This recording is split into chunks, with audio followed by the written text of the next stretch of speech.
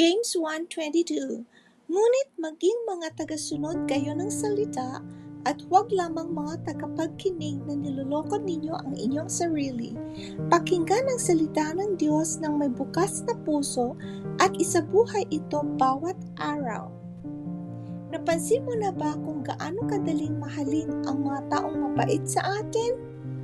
Madaling maging mabait sa taong mabait din sa atin.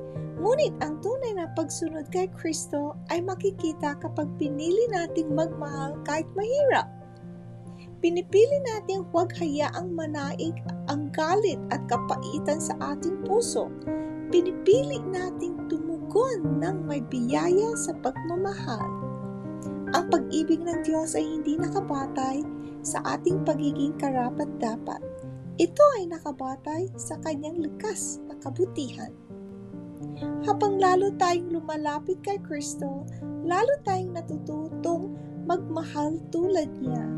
Ngayon, tanungin natin ang ating sarili. Mayroon ba akong kailangang patawarin?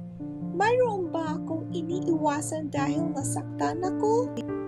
Kapag pinili nating magmahal ng higit sa ating damdamin, nagiging buhay tayong patotoo ng biyaya ng Diyos. Hingin natin sa Kanya ang lahat upang magmahal tulad ng Kanyang pagmamahal sa atin.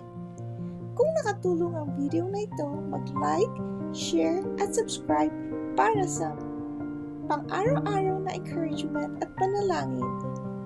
Maraming salamat! Sa susunod na video, bye!